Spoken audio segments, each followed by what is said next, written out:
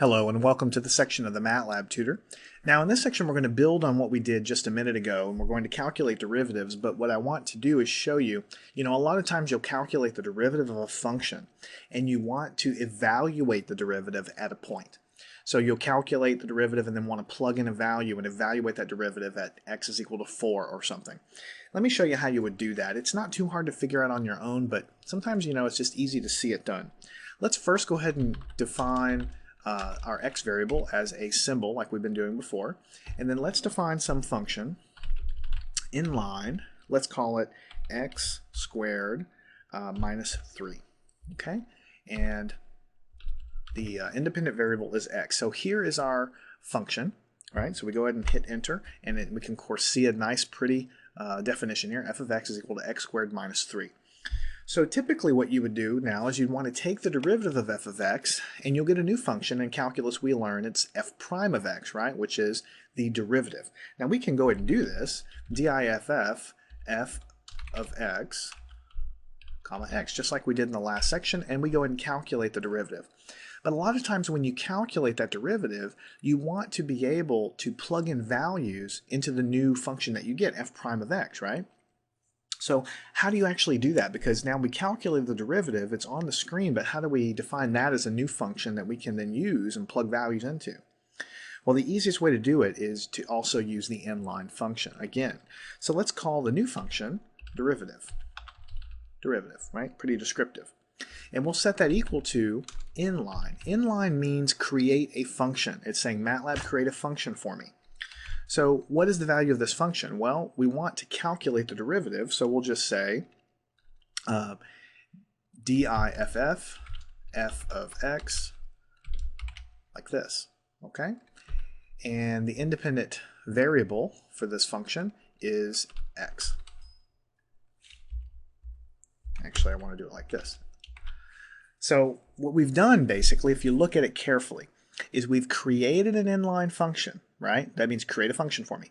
The value of the function that we're creating is the derivative of this other function we've created, and the independent variable of this new function is also x, and we're labeling it derivative.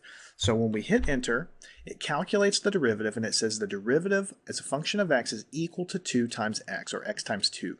And if we look up to our original function, x squared minus 3, the derivative is actually 2x, right? Which is what we have. So now I can say derivative evaluated at 3, and I get an answer. Derivative evaluated at -1, and I get an answer. So that's basically how you do it. Let me clear the screen. Let's create a new function. I'll show you something else real quick. If you try to skip steps a little bit and say, let's create a new function g, and we'll say that it's equal to x cubed minus 1, let's say. Like this. So here's a new function that we've created. X is already a symbolic variable, so we don't have to do that again. So g of x is equal to this guy.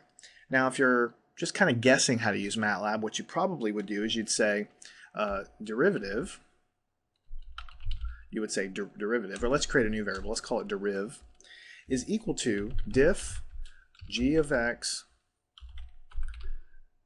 like this. You'd probably do something like this. You'd say, okay, well, I'm going to create this new function and I'm going to set it equal to the derivative of my original function, right? And that does work. It looks like it appears to work. The derivative, the new function that I'm trying to create, is equal to 3x squared, but then when I try to actually use it for something, it doesn't work. Because what you've done is you've created a variable and you've called this variable deriv and you've set it equal to 3x squared, but it's not a function. You're not able to plug values into it. It's just an expression equal to 3 times x squared, right?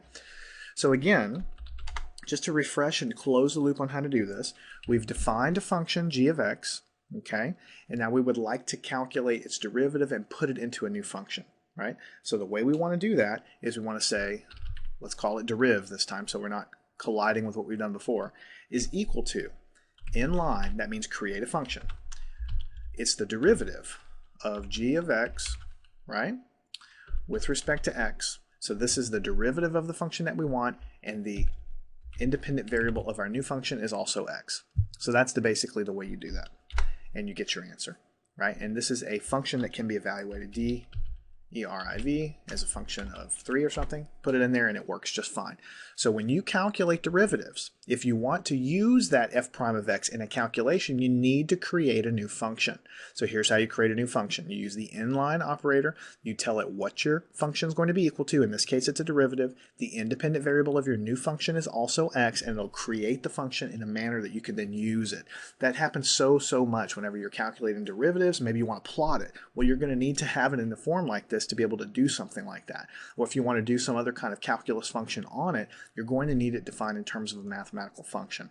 So go and take a look at that, play around with it, make sure you understand it so that you can then use these calculus functions in MATLAB.